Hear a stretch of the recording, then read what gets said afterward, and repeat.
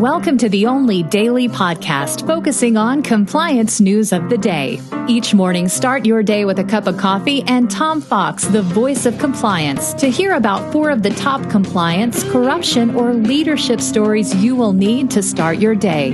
The Daily Compliance News is a production of the Compliance Podcast Network. November 24, 2020, the CCO Behaving Badly edition. And we begin with that story as Apple security chief Thomas Moyer and former CCO of Apple was indicted by the Santa Clara District Attorney's Office, or Santa Clara County, California, for allegedly offering bribes to individuals in the sheriff's office to receive concealed carry permits for certain Apple employees. The bribe offer was 200 iPads, which were worth about $70,000. When the corrupt individual in the sheriff's office, Rick Sung, and Moyer were tipped off as to the investigation via search warrants, they scrapped the deal at the last minute. So apparently it was an offer to pay a bribe, or at least an alleged offer.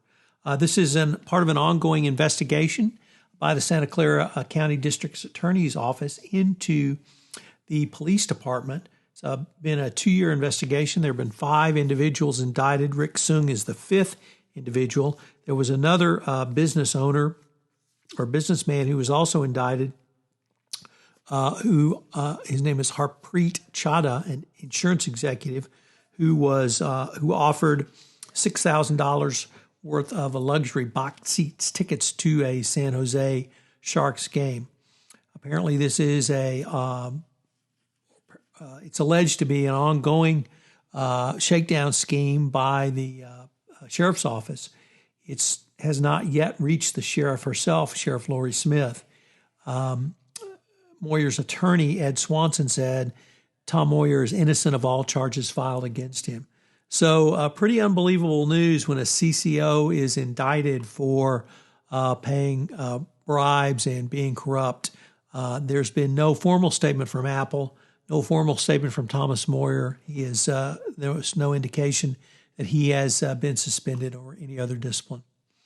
Next up, from the Wall Street Journal, CFOs adjust to remote due diligence as deal-making soars. Finance executives who are hoping to do deals in the spring obviously have encountered the coronavirus pandemic, and executives who feared due diligence would not be doable have found that, yes, it can be and is doable. So lots of deals are getting done.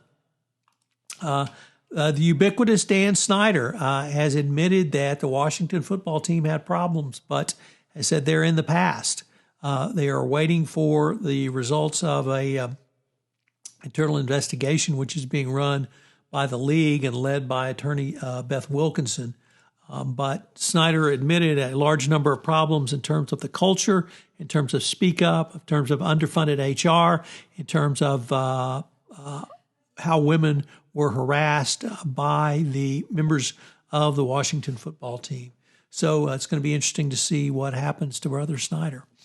And finally, the oil industry does not fear Joe Biden, and they certainly don't need to, as the oil and gas industry itself has been transformed, and that the oil and gas industry now sees climate change as something even they have to deal with, and moving to renewables is a way to not simply sustain their energy dominance, but also move forward into the 2030s and 2040s.